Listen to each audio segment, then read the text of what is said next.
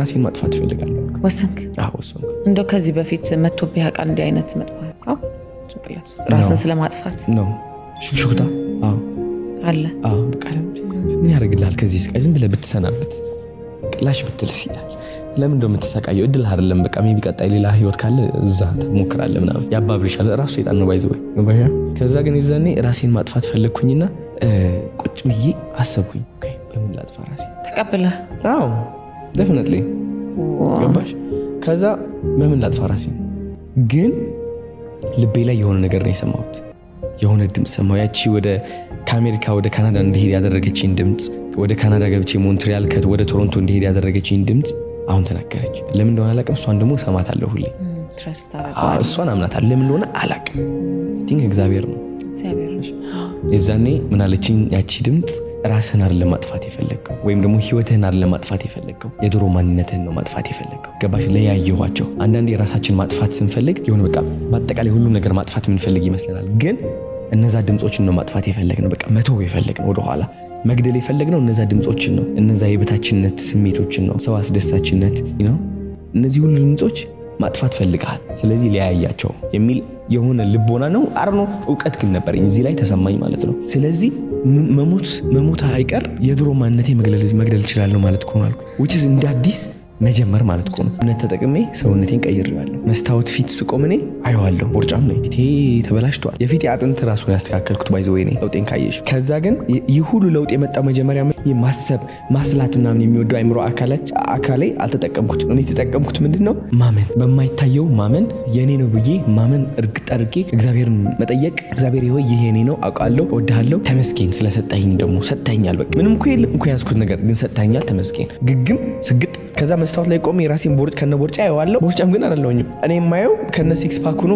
እንደዚህ ብሎ የሚያምረው የሚገርም ሰውነት ነው በቃ ካድኩት መስታወቴን ካድኩት በአጠቃላይ እዚህ ማትፈልገውን ነገር በመካድ በሰውነቴ ብቻ ሳይሆን በዓለማዊ ሁሉም ነገር በቃ ካድኩት በቃ የማይፈልገው ነገር ከዛ ምን ሆነ መሰለሽ ለ2 ዓመት ከዛ በፊት ስፖርት ሰርቻለሁ ምንም ለውጥ ማምጣት አልቻልኩም እዚህ ወፍራም ነኝ እዚህ ቀጭን ነኝ ከዛ በኋላስ እምነቴ ካስተካከልኩኝ በኋላስ ያ የድሮ ውፍረቴ ማንነቴ ከከዳሁት በኋላስ ምን ሆንኩኝ ጂም ገባሁ ጂም ስገባ ደስ የሚል ስሜት ይሰማኛል ከዛ በ2 ዓመት ውስጥ ያላመጣሁት ለውጥ በ6 ወር ውስጥ ነው ያመጣሁት የሰውነት ብቻ ሳይሆን የፊቴም ቅርጽ ሰዎች እስከሚደነግጡ እንዴ ምንድነው ያጋጠመ ምንድነው የሆንከው ለካስ ምን አስተዋልኩ ይመስልሽ የሰውነታችን ሴሎች እንዳለ ዲኤንኤያችን ማለት ነው ይሰማናል እንደዚህ አይደል ማነህ ብለህ የነገርከው ነገር እንደሆንክ ሊያሳየህ የሰውነት ቅርጽ ሼፕ ያደርገዋል ቁመት ሁሉም ነገር እኔ ደግሞ ነገርኩት ማን መሆን እንዳለበት ሰማኝ ወዲያውኑ ቦታ ሲያዘልኝ አሁን በርገር ብበላ የፈለጉት ነገር ብበላ እግዚአብሔር ነው ልሽ ቅርጽ ስቲል አሪፍ ነው በርገር በላለሁ በደንብ አድርጌ አሁን ማትብሉ ምናምን ነበር ገንዛ ግን ከሱ በላይ ግን ምንድነው እምነትህ ነው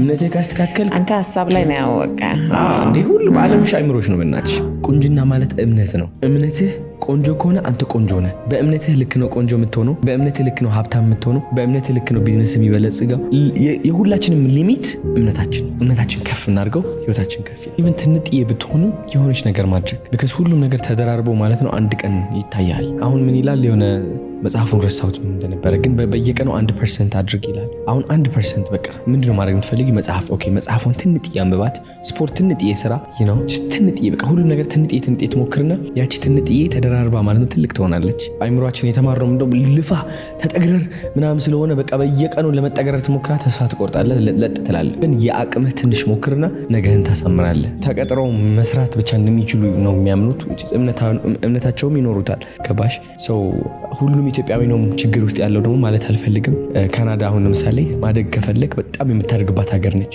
በጣም unbelievably ግን that doesn't mean ከኢትዮጵያ ትበልጣለች ማለት አይደለም ኢትዮጵያ በደም ከሰራባት ካመንክባት ኢትዮጵያም ራስ ላይ ነው መስራት ዋናው ሐሳብሽ ላይ ነው ሀገር አይደለም አብዛኞቹ ኢትዮጵያውያን የሚይዛቸው ምንድነው እኔ እኮ ኢትዮጵያ ስለሆንኩኝ እኮ ነው እንደዚህ ያንኩት እኔ እኮ ኢትዮጵያ ምን ታርገ ችግሩ አይምሮ ውስጥ ነው ያለው ራስህን ላለማየት ግን ኢትዮጵያን እየወቀስክ መልክ ትኖራለህ እንጂ ኢትዮጵያ ሀብታም ለመሆን ኢትዮጵያ በጣም ቀላሉ ሀገር ነች እንደውም ልንገርሻ በጣም ፔኔትሬት ያልተደረጉ በጣም ብዙ ቢዝነስ አይዲያዎች አሉ በጣም ብዙ ስቃይ ያለባት ኢትዮጵያ ነች በሰው ደረጃ ብዙ አፕሊኬሽን መሰራት ይችላል ብዙ በቃ ፕሮብለም ሶልቭ ማድረግ ትችላለህ እንደውም ካናዳ ስትገባ ሁሉም ስቃዮች ተፈተዋል በኤአይ ደረጃ ማለት ነው ኢትዮጵያ ግን ገና ብዙ አሉ አዶናይ ላንተ ስኬት ማለት ምን ማለት ነው ከራስህ አልፈ ለሌላ መሆን መትረፍ ያ ትልቅ ስኬት ከራሴ አልፌ ወደ እናቴ ሶኒ ከዛ በላይ ምን አለ በእናትሽ መትረፍ ለሰው መቻል።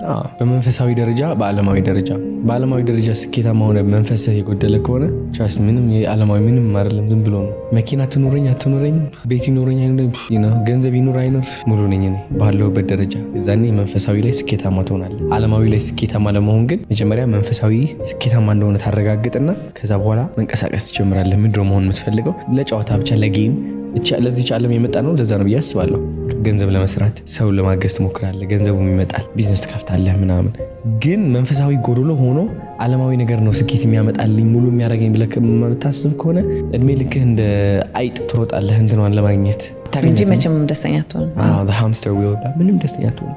ሮማንቲክ ካልሆነ ፍቅረኛሽ ወይ ደግሞ እንደሚያፈቅርሽ ካልነገረሽ አዋ ካልገዛልሽ ተይው የታባቱ ምናምን ትል ነበርና አሁን አዶናይ ምን አይነት ፍቅረኛ ነው? እኔ አሁን በተፈጥሮዬ መስጠት ወዳለሁ። በጊፍትም ይሁን በፍቅርም በሁሉም ነገር መንከባከብ፣ ለሴቶች አይደለም ለጓደኞችም ለፋሚሊ ምናምን ከራሴ በላይ የሆነ ነገር ገዝቼ ሰውን ማስደሰት በስመ አብ ደስ ይለኝ። የዛኔ ግን ውጭ ያለው የኔ ቆንጆ ነበር። ፍላወር ካልገዛልሽ ቸኮሌት ካልገዛልሽ አስቀንጥልሽ አስወጭ ሻልተር ነበር። እሱ የነበረው ምንድነው ወንዶች የዛኔ በቃ አልፋታሉኝ፣ በቃ ይሰድቡኛል፣ ይተርቡኛል።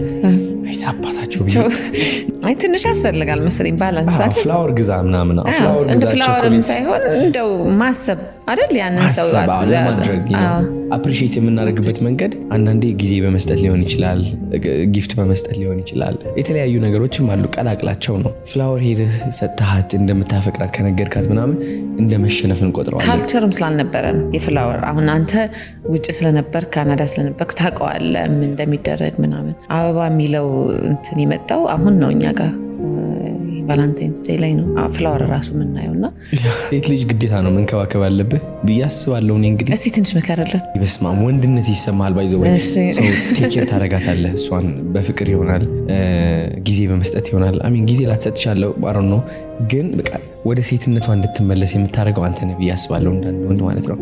ፍቅር ውስጥ ከገባው እኔ ጊፍት እሰጣለሁ፣ አማክራለሁ፣ እሰማለሁ። አትሊስት እነዚህ ነገሮች እነዚህ ኳሊቲዎች ምንድናቸው? አንዲት ሴት ወደ ሴትነቷ እንድትመለስ ያደርጓታል። which is like pure ሆነ ፍቅር እንድትሰጥ ማለት ነው። ከምን ካራክተሯን በደንብ ያወጣዋል። ያ ነገር ደግሞ ለወንድ ስጦታው ነው። በስማ ውስጥ እዛ ውጭ ስራ ውለህ ተጨናንቀህ መተህ ምናምን ከፍቅረኛ ጋር ስትሆን ላይ ሁሉም ነገር ቅልል የሚል ለምንድን ነው? መንፈሷ ኦሬዲ ንጹህ ስለሆነ ነው። ግን አንተም ትንሽ ሚና መኖር አለበትና ወንዶች መሸነፍ አይደለም ፍቅር ከሰጡ ፍቅራቸውን ከገለጹ መሸነፍ አይደለም። ከፍቅረኛቸው ፊት ህፃን ከሆኑ መሸነፍ አይደለም ብዬ አስባለሁ። ወንዶች ህፃን መሆን አይችሉበትም። ከፍቅረኛቸው ፊት የሚናቁ ይመስላቸዋል። ያ የመከበር ፍላጎት በጣም ስላለ ሁሌም ድርቅ ያሉ ናቸው። ገባሻል? ፍቅሩ ከዛ በጣም ይሆናል፣ በላሻል፣ ይቀዘቅዛል። እና እነዚህ ናቸው ምክሮች።